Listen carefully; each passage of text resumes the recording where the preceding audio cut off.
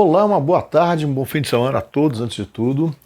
Estamos nos aproximando daquela que seria a derradeira rodada do primeiro turno do Campeonato Brasileiro. 19ª rodada. Marcaria a metade. Por que eu estou falando o verbo nesse jeito assim? Porque alguns jogos em atraso, por várias rodadas aí, por causa da pandemia de coronavírus, das competições que atropelam o calendário para vários clubes aí. Então tem time com jogo a menos. Então tem uns 4 ou 5 times com jogos a menos.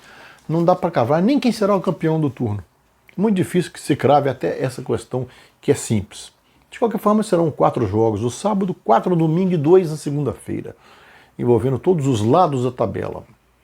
A rodada será aberta às 17 horas de sábado, um jogo entre o Botafogo com o Ceará. O Botafogo em 16º lugar, é o último antes da zona do rebaixamento, contra o Ceará, que faz uma campanha bem mais digna em 10º. O jogo no Newton Santos não quer dizer muita vantagem para o Botafogo não, porque o time cearense tem jogado bem fora de casa também, alguns jogos, dentro de suas possibilidades, dentro de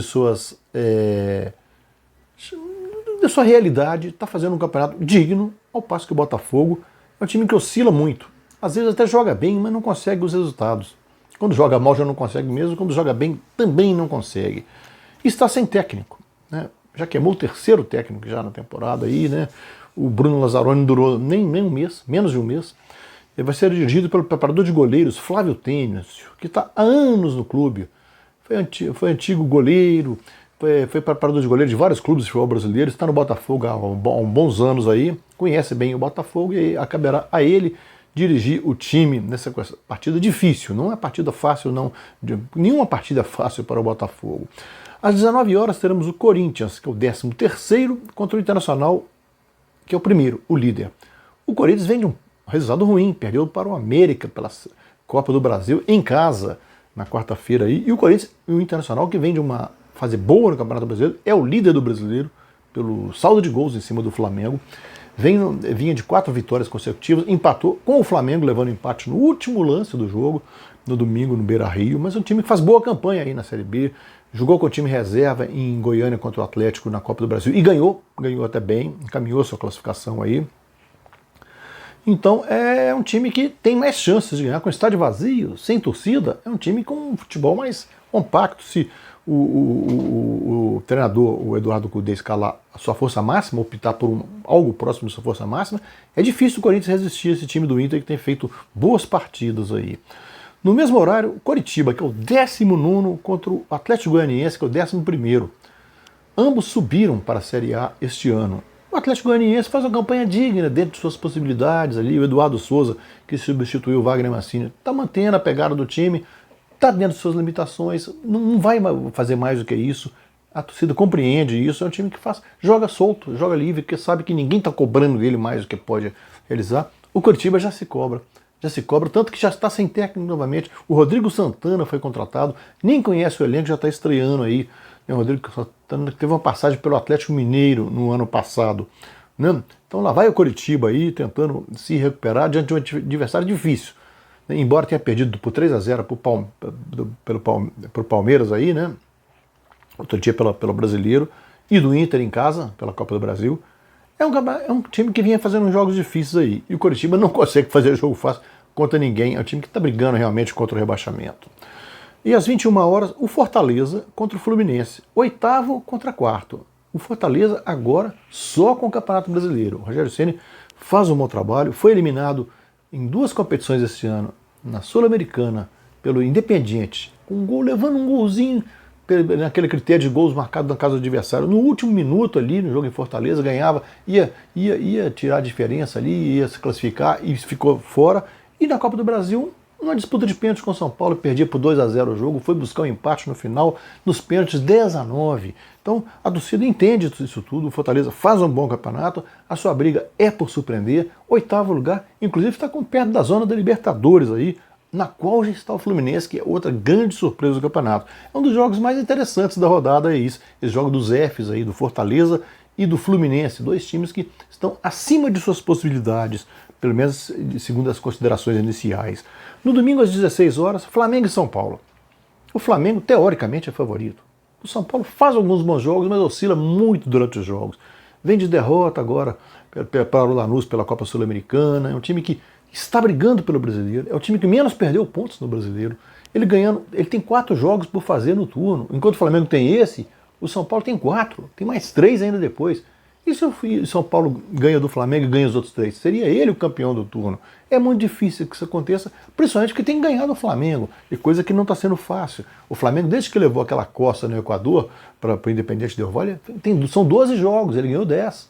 Né, com o Hugo no gol brilhando, alguns garotos surgindo. É um time que ganhou muito mais opções no elenco, com essa garotada sendo aprovada aí pelo Domenech Torrente, que tem lhes prestigiado, tem prestigiado essa meninada. Então o Flamengo tem chance aí de ganhar esse jogo. É um jogo mais difícil do que o do Inter, é mais difícil que o do Inter, embora o Inter jogue fora, mas o Flamengo tem feito, mesmo os jogos difíceis, tem feito boas partidas, boas exibições aí. No mesmo horário, Sport e Atlético Paranaense. O Sport é o 12º, o Atlético Paranaense, decepção, 18º, vem de derrota em casa para o Flamengo na Copa do Brasil, 4 derrotas em casa consecutivas pelo Brasileiro, está brigando, posição inglória, é o time mais estranho de posição no Campeonato Brasileiro, passou a ser, né? Não está legal. O Paulo Tuori, que foi contratado para ser diretor de futebol, assumiu a função de técnico até o fim do ano, pelo menos até o fim do campeonato. Não se sabe se conseguirá reagir. O Sport que estava fazendo bons jogos, sofreu 4 derrotas e conseguiu um empate com o Atlético Mineiro no Mineirão no último sábado aí. Ganhou um alento aí, ganhou um respiro, ganhou um moral. Então é um jogo em casa com chance aí de emplacar uma vitóriazinha aí. 18h15, Santos e Bahia. O Santos é o 6º, o Bahia é o 14º. Santos é um time que gosta de atacar, time ofensivo. O Cuca tem feito bem esse time, tem prestigiado os garotos, tem prestigiado o Marinho, o Soteldo tem carregado o time. E o Bahia, do Mano Menezes, é um time que tem uma vocação ofensiva pelos jogadores, mas o técnico tem uma vocação de marcar a primeira defesa, de acertar a primeira casinha. Então, e o Santos tem saído para o jogo, tem feito melhores partidas aí. Às 20h30, Goiás e Vasco. Goiás é o 20º, Vasco é o 17º. 2 times na zona de rebaixamento. O Goiás, apesar de tudo, tem jogado mais bola do que o Vasco. Olha que coisa incrível. É o último colocado. Tem muitos jogos a menos também. É um time que está devendo jogo para burra aí, por causa até da primeira rodada, por causa do coronavírus na primeira, depois com competições de outros adversários. E o Vasco não se acerta.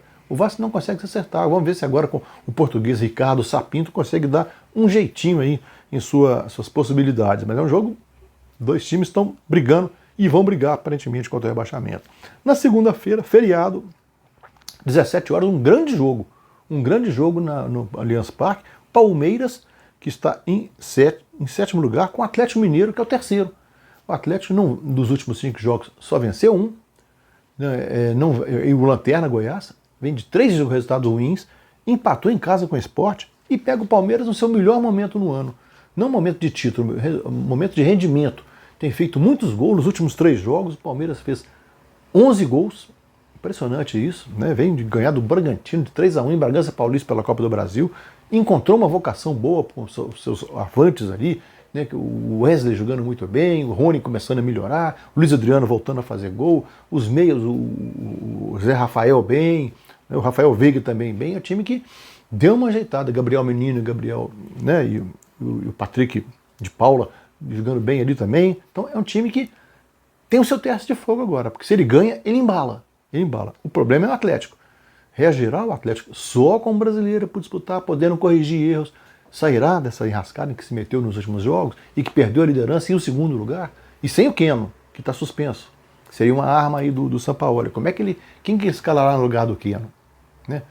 Investirá no argentino que ele trouxe, do Racing, o Zaracho, no meio, deslocando algum jogador para a ponta, o Zaracho e o Natan ao mesmo tempo, com o Sacha caindo pela ponta, não sei, né? O Savarino pela direita. Então, como reagirá o Atlético a isso aí? Um grande teste para os 2. E a rodada se encerra às 20 horas, segunda-feira, o Grêmio, que é o 9º, com o Bragantino, que é o 15º. O Bragantino deu uma respiradinha na última rodada, ganhando bem, melhorou seu futebol, mas agora perdeu do Palmeiras por 3-1 pela Copa do Brasil. O Grêmio ganhou pela Copa do Brasil do Juventude, mas não agradou, não está jogando bem não. O Grêmio não está legal. Um time que poderia estar brigando mais em cima pelos jogadores que tem. Sempre tem jogador bom ali, o PP agora é o homem da vez, mas não consegue deslanchar. Esse ano não é o ano do brilho do Grêmio. Ainda não aconteceu, apesar do título gaúcho. É isso aí, meus amigos. Fique com a gente. Até a próxima.